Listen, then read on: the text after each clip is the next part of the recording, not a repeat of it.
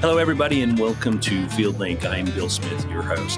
Hey, we've got a special edition of FieldLink coming to you from the Commodity Classic, the 2022 Commodity Classic in New Orleans, Louisiana. Really excited to be here. We're going to have three awesome interviews today.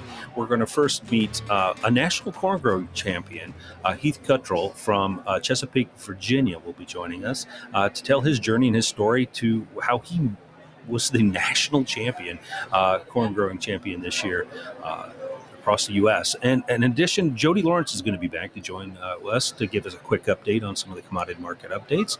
And then finally, the Helena Products Group has introduced a new methodology called Protecta, and Patrick Ewan and Jody Lawrence will be joining us to share a little information about Protecta and what it's going to provide to growers. So stay tuned for FieldLink. Hello, everybody, and welcome to FieldLink. This is Bill Smith, your host. Reporting to you today, we're recording today, actually, from New Orleans, Louisiana, at the National Commodity Classic, and we're going to be honoring today some of the nation's top corn growers from across the United States, and we're really excited to have with us in the Helena booth one of the top winners this year, Heath Cuttrell from Chesapeake, Virginia. He was the national contest yield winner with a yield of 391.3 bushels per acre in the conventional non-irrigated category. Also joining us with us is JB, his branch manager from Helena, and we're excited to have both of you guys here with FieldLink and joining us here. Pleasure to be here. Absolutely. Awesome, great. Well, guys, let's just kind of jump into it before we get wild and crazy. Let's learn a little bit about Heath. Tell us a little bit about home. Where's home? Tell us about your operation. We farm on the southeastern side of Virginia, northeastern. North Carolina, Virginia line. Okay. About Awesome. 90 miles from the coast. 90 miles from the coast. All right. How much you farming now, Heath? Close to 5,000 acres. New Orleans got my voice last New Orleans. New Orleans does it to a lot of us out here. That's for sure. When we start, it can creep on you. And when they say "let the good times roll," I think a lot of us did, right? We did. That's right. That's great, and that's what the this event's about. It's about celebrating the success of things, and we're really excited to have you here, Heath. Tell us a little bit more about the operation at home. Are you all non-irrigated? Do you have any irrigation? Is it conventional tillage? We're all non-irrigated. Every acre we farm is dry land. Okay. Yeah, great. Majority of what you do is on your corn, especially you till all your ground. That's for right. your corn. You will plant some no-till beans. Yeah, we'll do some double crop no-till beans. Okay, so pretty much corn and soybean rotation on your operation? And we have some wheat as well. You have a little wheat for rotation. Mm-hmm. Awesome. So tell me, Keith, Heath, tell us what inspired you to even enter the NCGA contest? I had a friend a long time ago that was kind of doing it, and he told me, he said, you've been having some pretty good yield, so he kind of hooked me up with the right people, and we got started. I think it was about 2015, and it's just been fun ever since, and met a lot of good people, and the Commodity Classic, trade a lot of good secrets or whatever, and it's been a lot of fun. Yeah, I think that's one of the neat things about this contest. While everybody's pretty inspired to go out and chase these big yields and, try to maximize yield, you do surround yourself with some really, really cool people that are willing to help out, it seems like. Yeah, everybody seems to want to help one another out. And that's the good part about these kind of conventions is everybody's, got a helping hand there. Yeah, that's neat. And I'm guessing back home you have a lot of folks that help you out on your operation. Do you farm by yourself? Do you have some folks? I have 4 employees that work for me. Then my dad, he helps out a little bit as well. Okay. He's been retired. Awesome. And obviously, JB, it sounds like you're part of the operation as well, helping out Heath and at your branch. Yes, we try to help, Heath with decision making on varieties as well as herbicides and micronutrients and fertility and those types of things where we can. Excellent. What kind of products did help Heath perform the way that his corn crop did here. Well, in the past, Heath has, on his corn, he's used several different Helena products in part of his production. He's wanted it's at the start, OFOS 8240 pop-up starter fertilizer is one of the products that he has used. Kickstand zinc in with that OFOS 8240 has that's been at the start, and then early post-emergence applications. Heath has had some real good success with ENC Flex and Megafold. Oh, wow. Those are two products that have been instrumental in plant health and early season development on his corn. I think we've seen some good responses with that over the last few years. And then when we get into fungicide applications, tassel applications, full bore, boron has been something that Heath has experimented with and used in the past during that stage of growth, as well as Coron, along with his fungicide sprays. Awesome. So that's just a Coron 2500. That's just sampling of some of the things we've done over the last several years. And it's constantly in flux as far as what Heath is trying to do and trying to, push the envelope here and there and trying new things. And that's one of the things that makes him good at what he's doing, is being innovative and being willing to try those new things that we bring to the table, as well as others. Great. That's awesome. And Heath, tell us a little bit about, that's quite a list of products there, clearly, but, a lot of folks definitely coming together to help support some of that. But tell us a little bit about the growing season last year. What kind of challenges were you faced with last summer? I think this past year was a pretty daggone good year. We didn't hardly have any holdups anywhere along the way. It was just, we could do it all over. I'd bottle up last year and do it again this year. Is that right? I don't know. I remember Heath being a little bit concerned at just a little bit after planting. Yeah. He had a rough spell, had a little bit of extra rain, a little bit more than we needed. Had a few acres he had to replant. That's right. Yeah. And some spots in some fields that were a little bit water hurt early. And he was really concerned about how they were going to do, but as it usually does, it all worked out well for him in the end. Yeah, that's awesome. Tell me a little bit about. We talked a little bit about the growing season, but let's talk about harvest. 391 bushels. That's a lot of corn. This year, our corn, since I've been farming, was probably one of the best years we've ever had. It was just a phenomenal corn crop all the way across. Let's talk about the harvesting of that. 391 bushels. You're not flying through the field with that harvesting. No, it's hard not to harvest with a grin on your face when stuff like that's happening. Go from eating hot dogs to steaks. I was constantly getting snaps from him with his yield monitor, and it was looking pretty good. It was cranking up. Yeah, the trucks were rolling pretty steady. So, as a national winner, I'm guessing you've had a lot of folks, tapping on your door, congratulating you. Yeah. What's going on here at the convention? Do you have the conference tonight or the award ceremony and walking across the stage? We had a award ceremony on Wednesday night for DeKalb. Okay. And then tonight the NCGA banquet and this and that, in between. Yeah, that's awesome. Well, it's a great opportunity to get together again, and you said it earlier, Heath, to talk to other growers from across the country, share ideas, steal ideas, that sort of thing, and talk to a lot of different suppliers. Everybody's here. It's quite a convention for sure. Heath, tell us a little bit about what other services you utilize from Helena. You talked about some of the products, but certainly you're probably looking at some other areas of the business. Well, I'll be honest. We JB itself. I mean, we made a great friendship. He's not just working for Helena. Me and him have made a good relationship with one another. We just went to the Eric Church concert together. The other night. It was great. Yeah, had a big time. Too much of a good time. Did you do that down here? No, that was back home. Back home, okay. So, I mean, that company is a great company to me. They're all like family. You pick the phone up and it's right there immediately. It's never any hesitations. And we'll work together with Heath. I mean, a problem in the field or something going on, he's got a question or concern about something we need to try to look into or troubleshoot, this type of thing. We're willing, we're there to lend a hand and help any way we can. He messed up and gave me his home phone number a long time ago. So 9, 10 o'clock at night, something's on my mind. I'm calling him. That's right. That's right. Your text buddies, right? Yeah, that's right. That's awesome.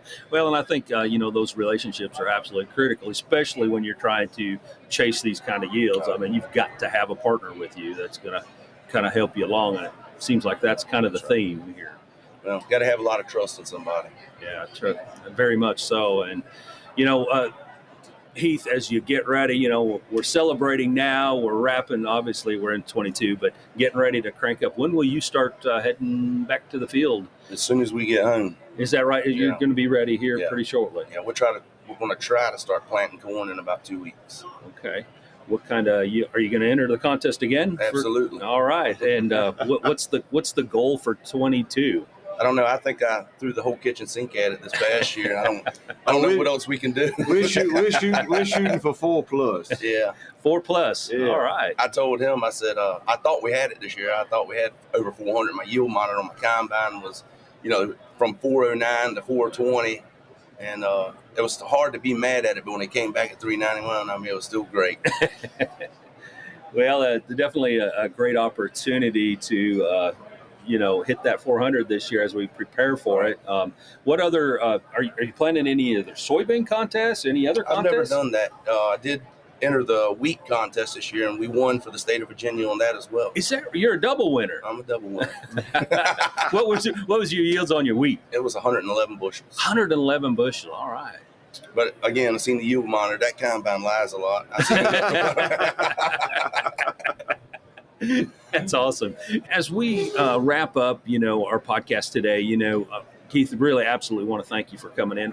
We want to thank you for being a Helena customer and joining us. And JB, it's great to have you join us here. Great to be here. Yeah, and hope you guys keep letting the good times roll here in New Orleans and having a good time. Big plans big plans for tonight, right? Yeah. I'm going to see if I can't finish off my voice. Well, listen, we appreciate everything you do and appreciate you sharing your story. And guys, I want to thank you very much for joining us here on FieldLink. Thank you. Y'all. Thank you for the time. All right.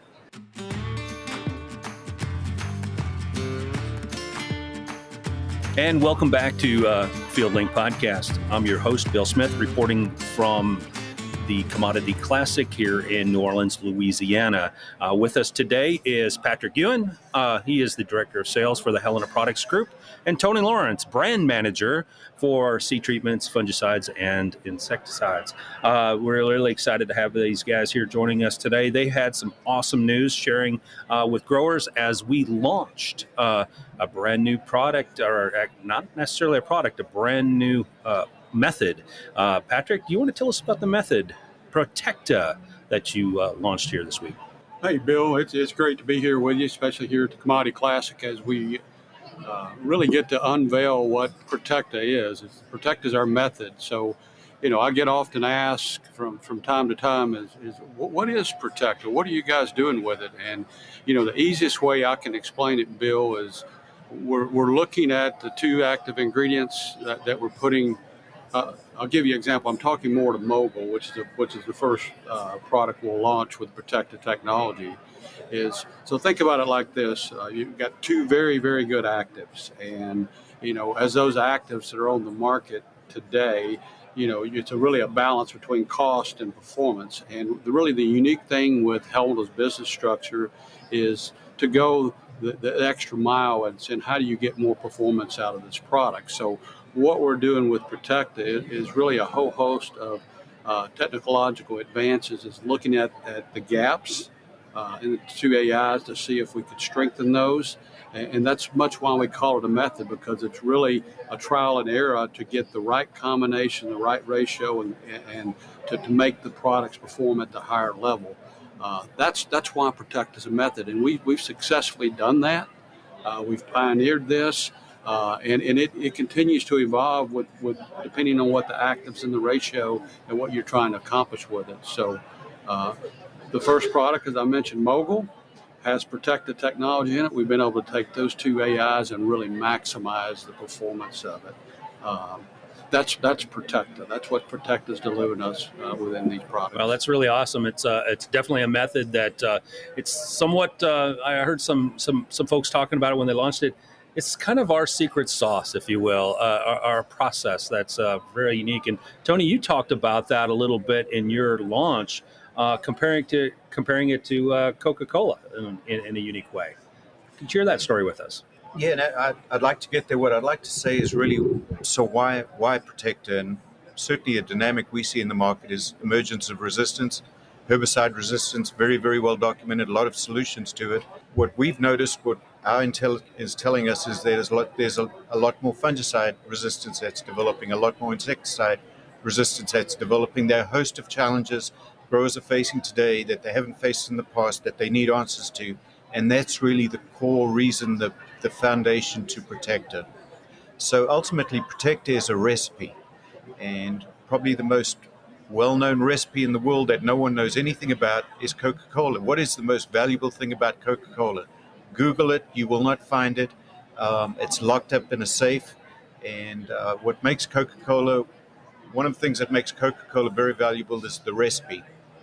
We believe Protecta is incredibly valuable because of the recipe. The recipe is really three key factors, three key things we focus on. The first is identifying active ingredients or chemistries, or combinations of chemistries that work very, very well in the field. We feel like we've got the best scientists and agronomists who can identify those. We couple that together with components that boost the performance of those AIs. So, for example, if we're working with a systemic, typically you want to get that systemic in the plant as quickly as possible. What our chemists are incredibly good at is creating components that help the AIs do that better. Similarly, if you're working with a contact, it's all about coverage, it's all about extended stay on the plant itself. It's about persistence on the plant. Our chemists are very, very good at creating components that do that. Ultimately, that boosts performance. So really, that's all about step one, is creating formulation that works better. Step two of the Protecta recipe or methodology is expert analysis. And we take it to areas in the country where we know there's a problem. We compare it to the very, very best competitors that are out there, always using a numbered compound approach. So the researchers never ever know what they're testing. Ultimately, when we get those results back, we feel like there's a lot of integrity in it. There's no bias. We can make really, really good decisions based on that. And that's really the final step of Protecta, is the results part. And we will not launch a product unless we know it is superior to the competitors that are out there. It'll truly provide value to the grower. So, Patrick, with Protecta, there's really nobody else in the industry with anything quite like this. Is that pretty accurate? Bill, I know there's different products. I think what most people really focus on is sourcing the active ingredients and really trying to copy something that's already there.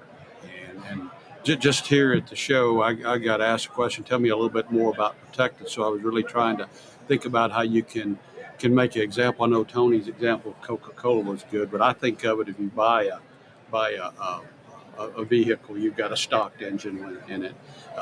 We're taking this engine and getting the maximum output out of it. So to your point, Bill, your question, there's really nothing like this.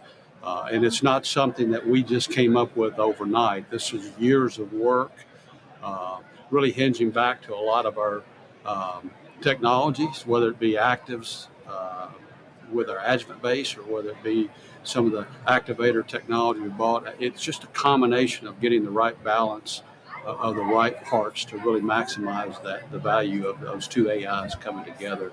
And the beauty of it is, as Tony said, it's a recipe, but the recipe changes depending on what mix you're putting together is really what makes it unique. But it has to come from a lot of years of experience and expertise with our chemists. So it's unique. What I would encourage our growers to do is, as always, it really doesn't matter until they put it on their farm and can look at it according to what they're already doing. And we're confident that Protecta is going to take fungicide and insecticides to a different level with what we're doing here. Yeah, that's really exciting, and especially when you think all the years of work, and as you mentioned, the scientists and the people at Helena putting research into Protecta, and now they can start to get to experience that with one of the first products, which will be with Protecta inside, will be Mogul. Tony, what's the plan with Mogul, and what else is in the pipeline? We're incredibly excited about Mogul. What is the why to Mogul? And one of the things we've noticed is there's substantial resistance to fungicides in soybeans. Diseases are just becoming resistant to these fungicides. Probably the leading disease that challenges farmers today is frog eye leaf spot. It started probably in Louisiana, spread up to the Mid-South, and now is pretty common in a lot of areas in the Midwest and expanding into really all areas. But farmers really need a better answer for that challenge. And that's why in large part, why we created Mogul. Mogul is outstanding on a broad spectrum of soybean fungal diseases. It is absolutely outstanding on resistant frog eye leaf spot. We're actually going to launch it, give a lot more awareness to our field sales group in September when we actually launch it. And then we'll be selling it in 2023 for the 2023 use season. But that's just the start. There are a lot more challenges growers are facing out there. We believe we've got the answers to those challenges. So actually, we've got another 2 fungicides that will be launched in the very near future. One of them contains an SDHI and another chemistry. Be tremendous if for the farmers who farm vegetables, fruits, tree nuts, be an outstanding solution. And then we actually have another product that's already got a brand name called Tycoon.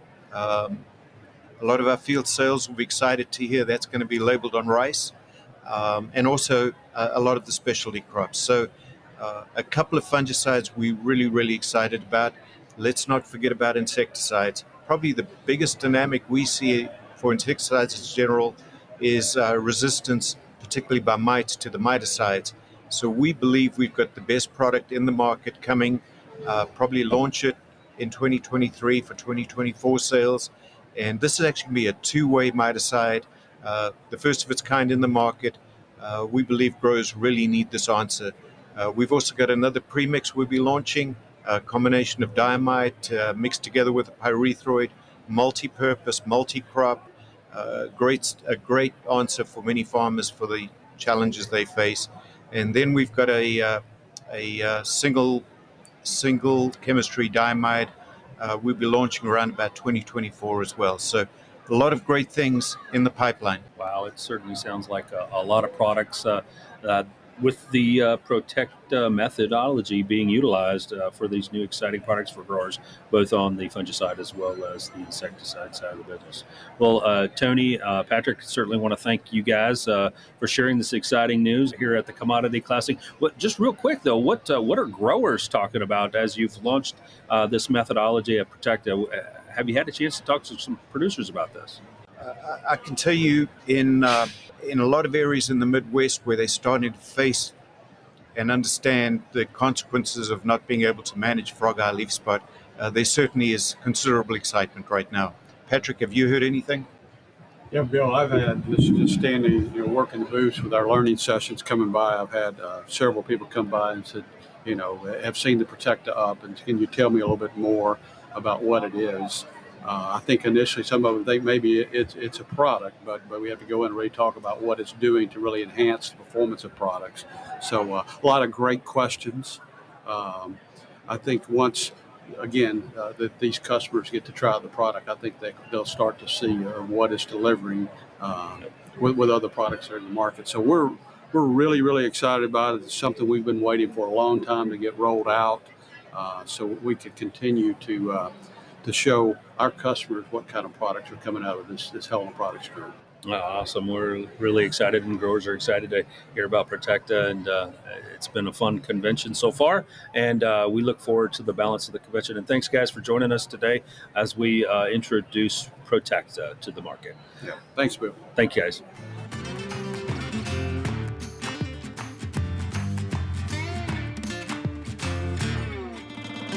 Welcome back to the FieldLink podcast. I'm Bill Smith, reporting from New Orleans, Louisiana, and the 2022 Commodity Classic.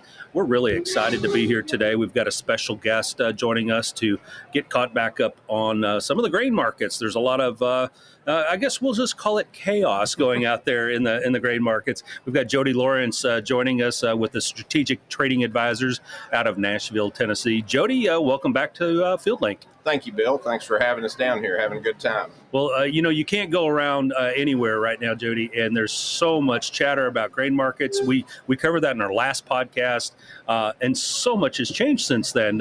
What's your perspective right now? What growers are, I guess, challenged with right now in terms of grain markets? The biggest challenge is obviously the conflict in the Ukraine, and as heartbreaking as that is, you'd rather it just be over, but we do have to deal with it because it is a bottom line affecting issue.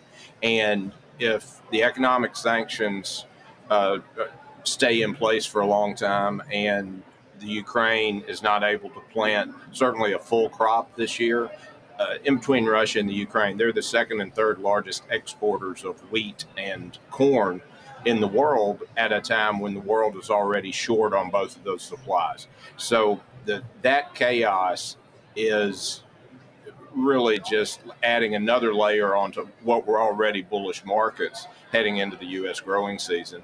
You throw in the wrinkle of the record high fertilizer prices, the logistics issues, and everything else. Chaos is the perfect word for what we have, because the markets are as volatile as they've ever been, and that becomes it's impossible to get used to, and it terrifies most marketers and most farmers that I speak to, because they feel like they're going to make a decision to sell something, and then 30 seconds later, corn could rally 25 cents or wheat go up $1, because we've seen some enormous ranges that are just very, very intimidating and cause more problems. Yeah, certainly causing a lot of stress for growers today. That the markets will start at one spot in the morning, and my goodness, they change crazy by the afternoon, and wake up the next morning and we're from the left field to the right field, it seems like. Exactly. So, as you're talking to a lot of your colleagues, Jody, what's the top advice right now? What should growers be really thinking about? Well, we're getting so close to the start of planting, and here we are in New Orleans, and I know that in Texas and certainly in the South Delta, there's already a lot of seed in the ground. As farmers are getting prepared and getting their early treatments and getting their seed and fuel, and we do need to address the fuel issue for hedges, but it's there's just so many variables right now that the best thing to do is know exactly what revenue level you purchased, have your crop insurance agent fully explain the value and of what you purchased with your revenue-based policies.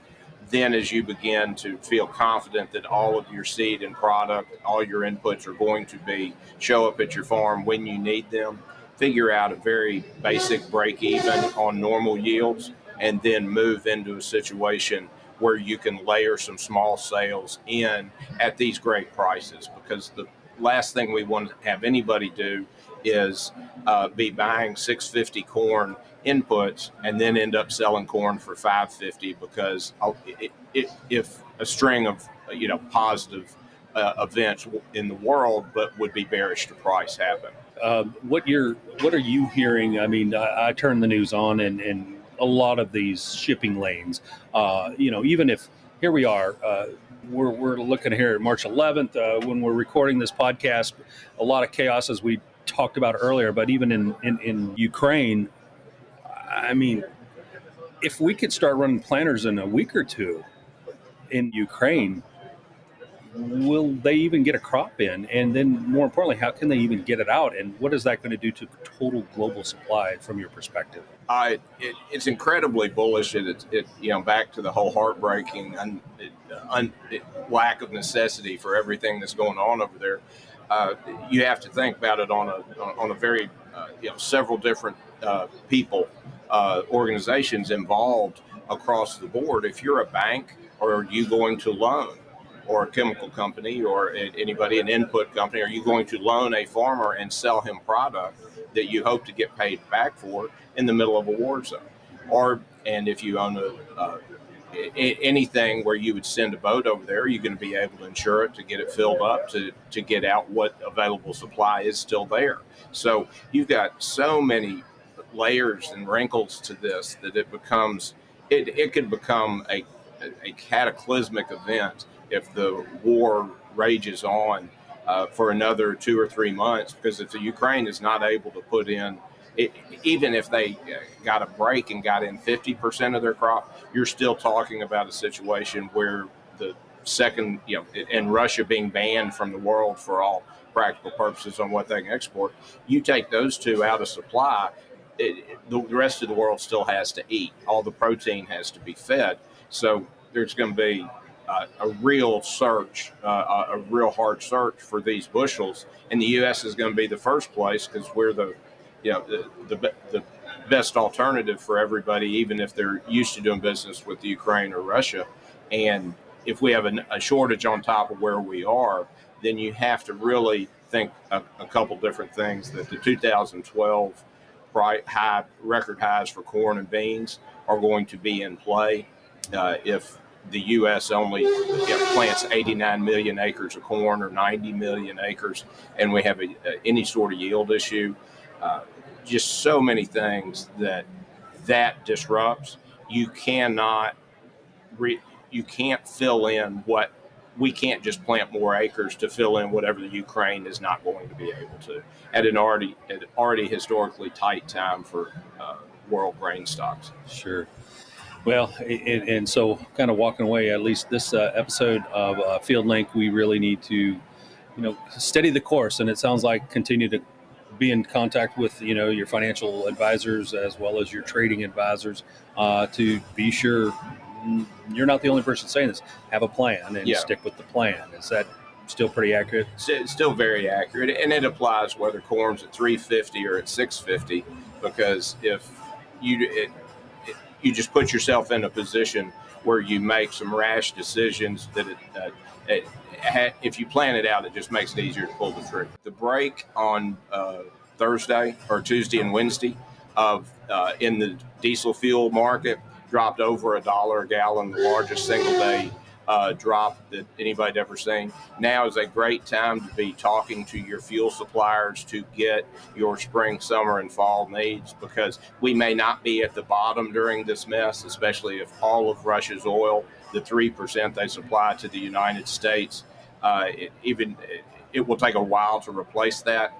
But we know how much higher it can go, and fuel is a great time to hedge it and to talk to your who supplies you your diesel. Right. Yeah, definitely. We all can feel that impact right now as we drive to the pump. I know driving down here to New Orleans from Memphis, there's certainly a few more digits added to the filling that tank for sure, and that's probably not going to go away very soon. So thanks, Jody, for that advice. And Jody, thank you again for joining us here in New Orleans for the 2022 Commodity Classic. And folks, thank you for tuning in to FieldLink.